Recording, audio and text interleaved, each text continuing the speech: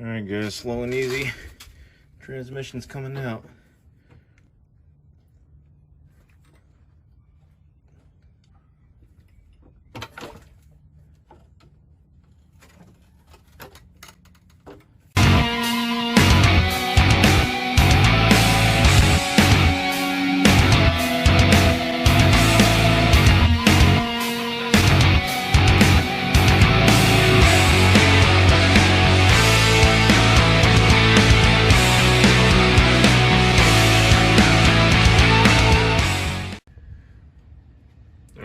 Beginning the removal of the transmission transfer case. So we'll start here with the drive shaft.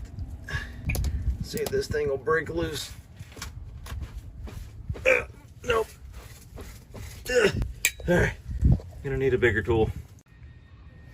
Alright, we ended up getting her with the old dual wrench method here, so we're getting somewhere now. Alright, about got the rear drive shaft off from the transfer case. Let's see if it comes out of here.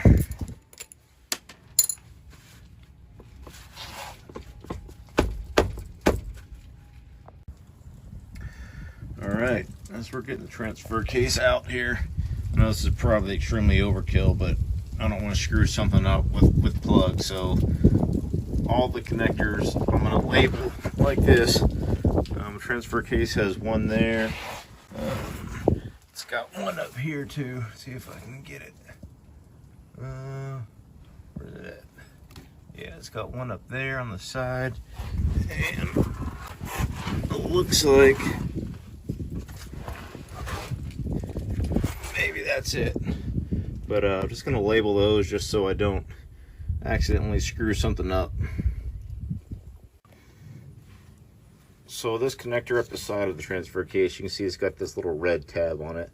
You just slide that red tab back and it exposes where you have to push to release it to get it off of there. Alright, transfer case bolts are coming out pretty easily. The ones up top are so close to the floor, I definitely recommend a ratcheting 13 millimeter. You can't get much throw on it if you don't. That way it won't take you forever to back the thing out. And there is the vacuum line on top of the transfer case there. Don't forget to unplug that. Alright guys, we got the transfer case out. That was not too bad at all. Using a little floor jack and a couple 2x4s. So the transfer case is out. Next up is the transmission. Alright, I can catch my breath now. Alright guys, transmission starting to come out. Got the shift linkage taken off and unbolted from its spot there. There's one connector up on top of the transmission. Way up there. There it is. And it looks like that's went to the transfer case. Let's see. Looks like, oh, there's one more connector back here. See if I can even get my phone up there to show it. Right in the back of the transmission, there's one right there. And then we have the transmission lines that we're gonna have to pull. There's one back here. There's another connector right there on the side. And then another transmission line up in the front. And that should be it as far as connections to the transmission.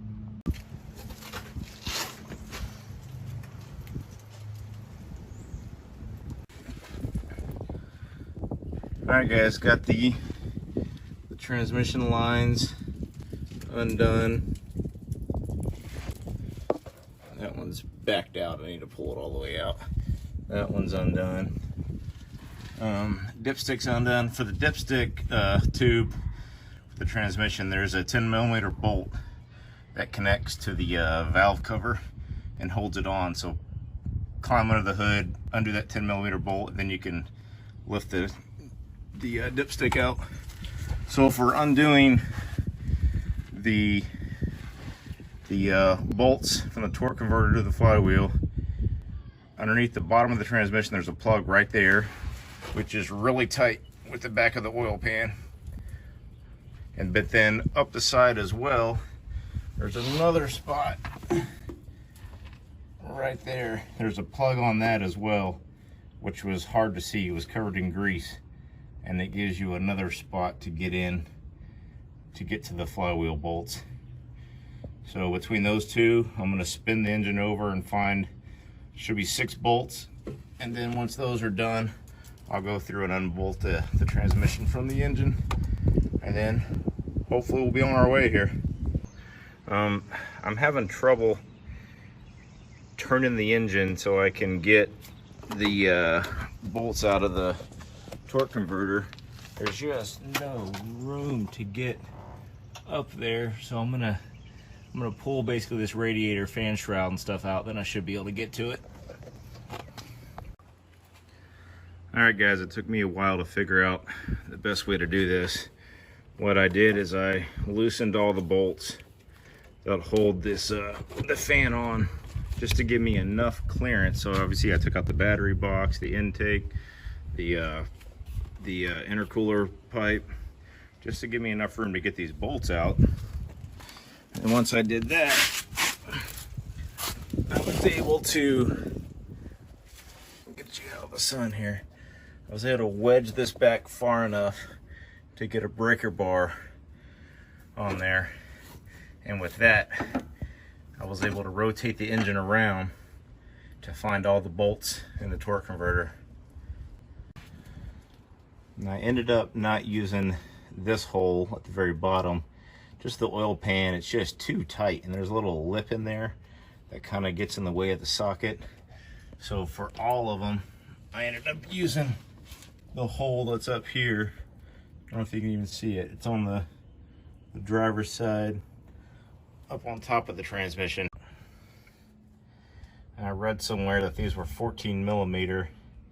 That was definitely not the case for me. These are all 9/16 in here, and after struggling with trying to do it with a socket and busting my knuckles up, I found, man, just my impact gun will get right on them and take them right out. There they go. And it fell down to the bottom, which makes it easy. You can get them right out of the bottom right there. So that should be the last one. You stick your fingers up here, and there you go. There it was. All right, time to start getting the transmission bolts out.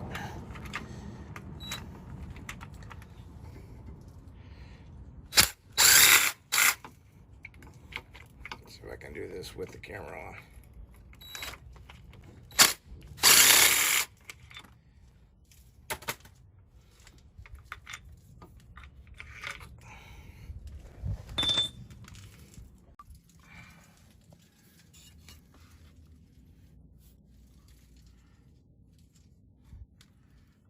These are for the transfer case.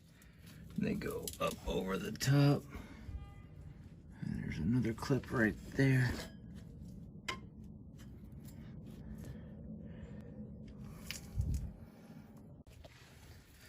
Alright guys, slow and easy.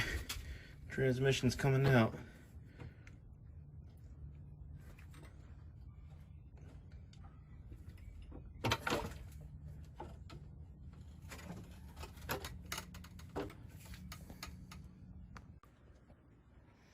Alright, success. We got her out. The hardest part was trying to get it out from underneath the truck on the jack. It wouldn't fit because of the running boards here. Transmission's out. A little bit of a mess, but not too bad. So yeah, there we go. Success. So seriously guys, I'm starting to get more truck parts in my shop than I actually have on my truck. So the reason behind that is just been getting stuff in is just taking forever. I ordered the engine from Kill Devil Diesel a few months ago, and I knew it was a few month lead time, so I'm not complaining at all. But I'm waiting on the engine still. I'm still waiting on the transmission. I'm getting a Twisted Diesel level 3 transmission and the stage 2 turnkey engine, basically from Kill Devil Diesel, the 6-liter turnkey engine. So I've got the transmission out. I've got fuel tank out. I just pulled the fuel tank out, and I just got the fast lift pump in finally. I've been waiting on that about 2 months. So the next video is going to be dedicated to installing the fuel system in the truck. So I'll go through dropping the tank, I'll go through installing the actual lift pump and plumbing all that in. So that's the plan. So the next video is going to be a dedicated video to that. And in the meantime, I'm still getting parts in. For instance, I've got the injector harness in for the new engine when that comes in. So parts are waiting, just waiting on the big stuff to get here, so we can hopefully get this thing moving under its own power soon. So stay tuned for the next video doing the fuel system, the complete install of the fast fuel system. All right, the lift pump has finally arrived. I think I've been waiting about 2 months for this. Let's see what's all in here. Oh my goodness. All right, let's see if we can get some of this out and organize it.